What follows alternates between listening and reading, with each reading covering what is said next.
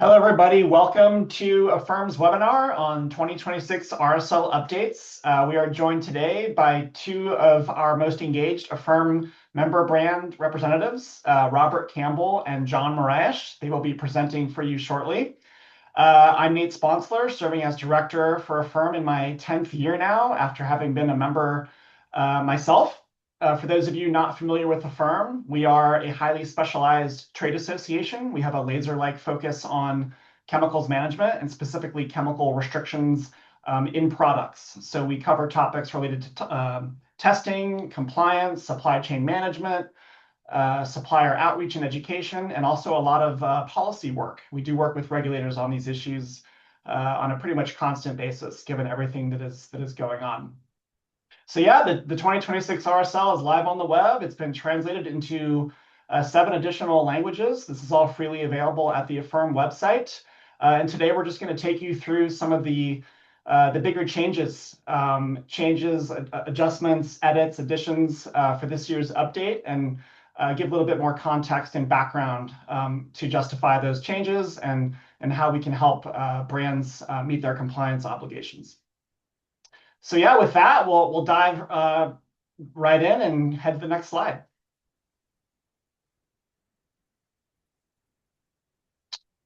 So yeah, as I mentioned, AFIRM, right, we're a niche trade association. It's really a collaborative forum. So we get the chemicals management experts from the world's leading brands together in the same room to discuss these issues on an annual basis, in person or virtually.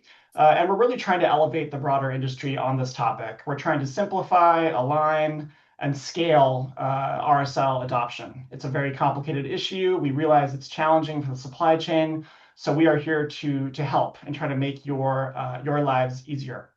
And as I mentioned previously, regulatory compliance is a hot topic. We see a lot of new chemical restriction policies being proposed and enacted around the world, especially in Europe and in the US, places like California. So it continues to be a very hot topic and something to stay on top of. Next slide, please. So what is the AFIRM restricted substances list? Well, it's really a single, unified, harmonized, best practice RSL, as it were. It tries to cover all global chemical regulations as they evolve in real time, and also goes above and beyond in many cases, right? We're trying to stay ahead of the game, try to get the supply chain into compliance before legal obligations come into place as much as possible. And also just best practice from our own learnings. As a major global association working on these issues, we do learn about topics that have bearings for consumers and suppliers. And so we do our best to try to address those proactively. We update the RSL on an annual basis. So the update goes live on the web each year by February 1st. We might occasionally do a mid-year update when there's an important change, something that we actually had to do a few months ago, and that we may have to do again shortly because of various PFAS regulations that are evolving. Recommendations and proposals for changes to the RSL are brought up by members themselves, and we do have a very strict governance process for considering those proposals and voting on them and ultimately approving them into the RSL. As mentioned, we do go above and beyond globally regulated limits in various cases, again, to try to stay ahead of the moving needle, as it were. And right, we're now on version 11. The first RSL was published back in 2015. After many years of close collaboration and discussions, we finally landed it. And so we continue to evolve it and update it on an annual basis, again, to help elevate the industry, make this easier for everybody, and also to support SMEs. We have a lot of small and medium enterprises that rely on what AFIRM publishes. So that is really our target audience for the various tools that we publish. Next slide, please. So just a quick snapshot at what the RSL is. If you haven't gotten in to look at it, you know, we put a lot of effort into making the format as clear and presentable as possible. You can see the different substance groups separated by section with some nice bold headers. There's potential use and additional information provided. The formal limit that we recommend, which is often based on legal limits, what a suitable test method is for testing to that limit, and also a reporting limit. So this would be the limit below which we do not recommend that labs generate results for, because the method is too uncertain down at those levels. So what you would see below a reporting limit is most likely meaningless or incorrect. We also do have links to so-called chemical information sheets. If you press, or I should say click on the title of each chemical group, or the little icon that you see right next to the first chemical group there, that will load an additional PDF document that goes into more detail about what the chemical group is, where it may or may not be used, how to eliminate it or control it down to the limits that we recommend, and various other bits of information. And again, the RSL is freely available online. It's in 8 different languages. You can go and download it at any time. There are no conditions or expenses involved in its use. And I think that's it from my side. I'd like to hand things over to Robert to talk about some of the main changes in this year's list. Over to you, Robert. Excellent. Hey, thanks a lot, Nate, for teeing us up here. Yeah, so over the next couple of slides, John and I are going to walk you through some some highlights from this year's changes to the RSL. And they can be sort of bucketed into 3 main buckets, right? So we're going to adjust and add some new limits for certain chemistries, update our standardized testing methods for certain chemistries, and as well as some other small changes and other text changes in the overall RSL document that are also included in this update. So at a high level, these are the main changes in this year's RSL update. So starting with our first chemistry, so acetophenone was added, and it is a skin sensitizer. So it was added with a limit of 50 ppm. It's important to note that this is not an intentionally added chemistry. In our industry, it's actually the byproduct from a reaction typically between DCA and DCP. When those chemistries are present, a side reaction can take place. So producing this chemistry, it's quite a potent skin sensitizer. And there have been reported cases in recent years of contact dermatitis and other allergies that are associated with sensitization to this chemistry. It can be found in EVA foams, and those foams can be used in various sporting goods equipments like shin pads, also used in sneakers and flip-flops. So it is a new chemistry added to the RSL this year and has a limit of 50 ppm. And with that, I'll hand it over to John. Thanks, Robert. I'm going to talk about a different chemistry called formamide. So formamide it's been on the RSL for a while, but there's a small change that I want to walk you through. Formamide is a colorless liquid which smells like ammonia. So many of you know what ammonia smells like. So you have a sense of how perhaps unpleasant this can be. But what's interesting about this when I was looking at the Wikipedia is it could potentially be used as an alternative to water in alien life. So I found that interesting as a science fiction nerd. But here on Earth, where we have very little alien life, it's actually used in the manufacture of plastics.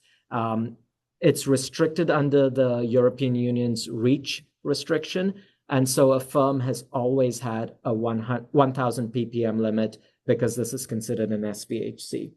What's new in 2026 is that we've maintained that 1,000 ppm limit for most substances, but when we're testing play mats, baby mats, yoga mats, we've lowered that limit to 200 ppm. So this is an instance of it's a small change, but depending on your product category, it could have a significant impact on your chemical testing. I'll hand it over to Robert again. Thanks, John. Yeah, so moving on to our next chemistry. Actually, this is a chemistry class that has some changes in this year's RSL, and that's the bisphenol limit changes. There are 3 main buckets that these changes fall into. First and foremost is leather at the top there.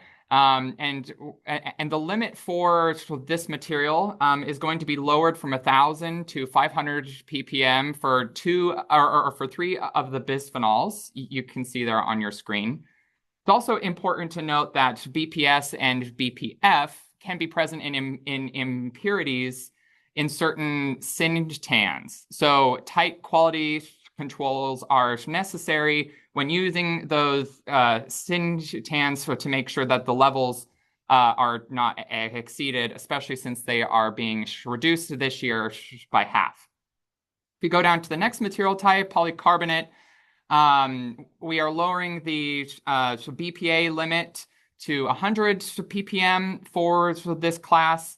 Some of you may know that BPA is a monomer used in polycarbonate synthesis.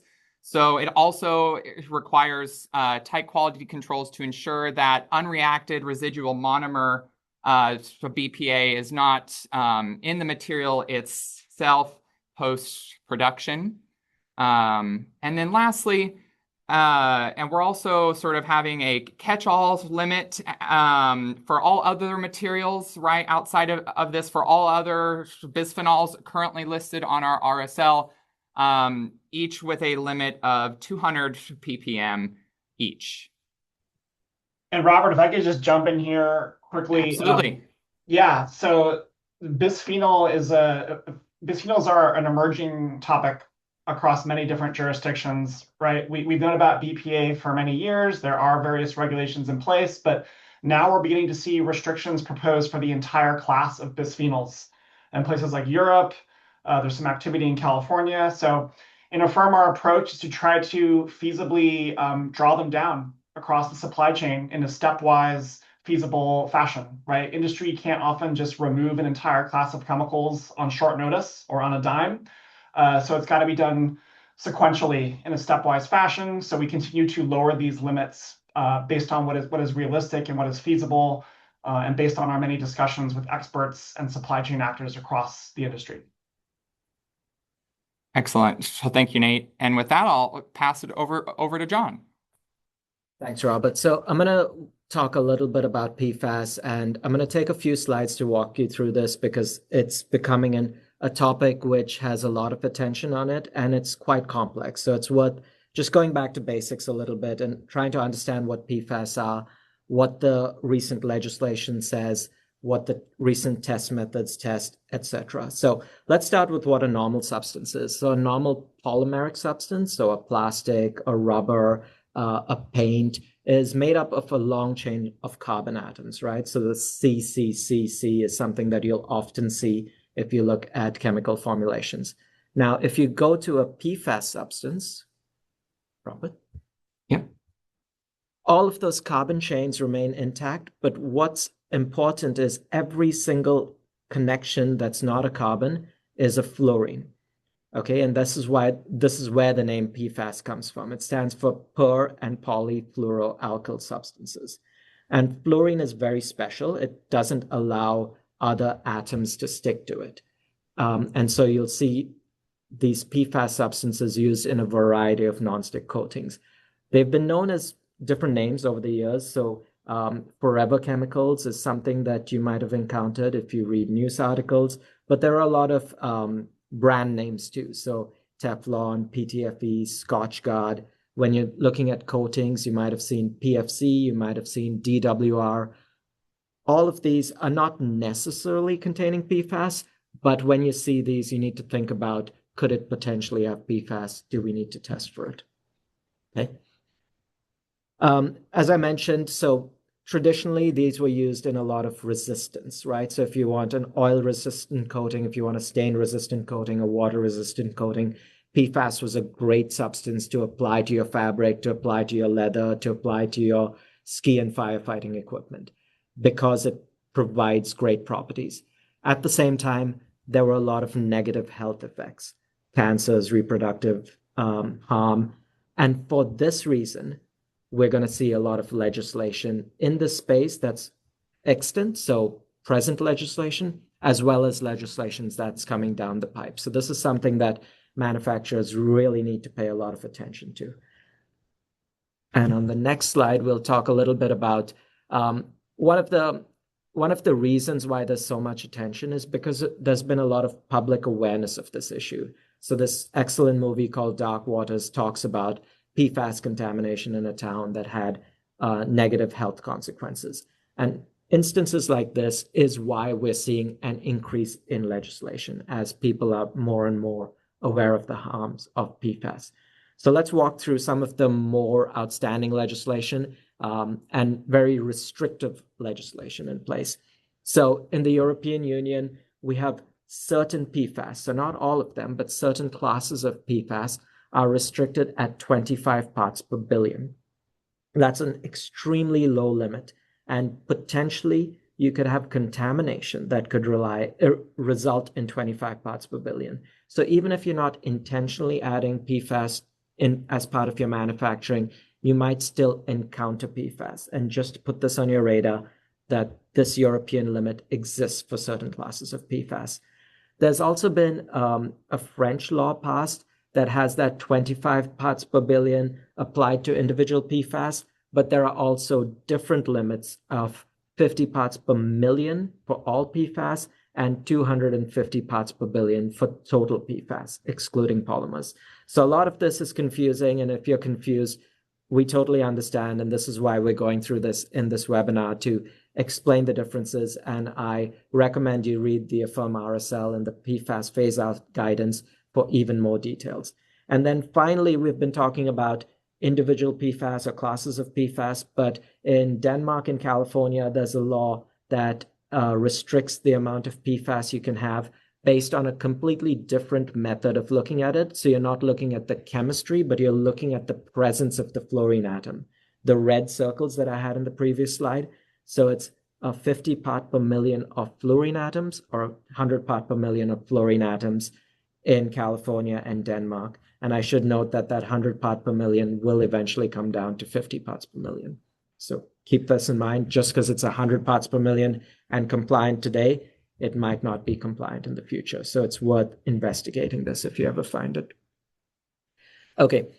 As I mentioned, AFIRM has great guidance on PFAS. There's a PFAS phase-out guidance that I recommend you read if you ever encounter issues or if you're confused about what to do. But at a very high level, it's important that if you're speccing in DWR, if you're speccing in stain resistance, you need to ask your suppliers to source for PFAS-free or fluorine-free formulations. You need to look at all the SDS and TDS of whatever chemicals you're using in your manufacturing facilities. But please be careful that sometimes the PFAS are not listed. And as I said, there could be unintentional contamination. So this is not a foolproof method, which is why AFIRM is recommending 2 test methods to make sure you're 100% compliant around the world. So the first method is a total fluorine screening. Again, it's going to check for fluorine atoms in your finished product or in your formulation. And this will really help you make sure that you're compliant in California and Denmark. And there's a second method, which I'm just going to refer to as the EN method. And this is especially important for those individual classes of PFAS and very, very important for the European Union and France in particular. I've circled the 2025 because something to keep in mind is these test methods change as technology improves, as methods of detection improve, as people do more research, they update these test methods. And this change is particularly important, and I'm going to spend a slide or two talking about it. But this change was in 2025, so it's quite recent, and it's causing a little bit of consternation in the industry because it is quite a big change to a test method. So let's walk through the changes in the next slide. So the first thing to note is that PFAS in a formulation might be different in a product, might be different as what you detect when you're testing. So a good analogy would be paint, right? So if you buy a paint formulation, it's going to be a liquid. The moment you apply it on the wall, that becomes your product, right? And then it's no longer a liquid. It's a dry sheet of plastic or polymer. If you had to test the paint, you would use a scraper and scrape it off the wall. Then it's no longer a single sheet. It's bits and pieces of flakes. Similarly for PFAS, what's in your formulation might not be what's in your product. And when you have to test it, you've got to get the PFAS off the product. So you've got to do a little bit of chemistry, and that changes the nature of the PFAS. So when you're testing something, you might detect something, but it might not be what you added to the product. So that's something to keep in mind. So this is what the new method tries to do. It tries to have greater sensitivity. So you're going to meet all of those part per billion limits that are more and more coming out of the EU. It allows more PFAS to be detected. So it is an improvement in this sense, but it's important to keep in mind that not all PFAS are detected because, as I said, to detect it, you need to do some chemistry to your product to release the PFAS for it to be tested. I'm going to walk through two examples. Robert, on the next slide. Okay, so in the blue ovals, you'll see a bunch of PFAS.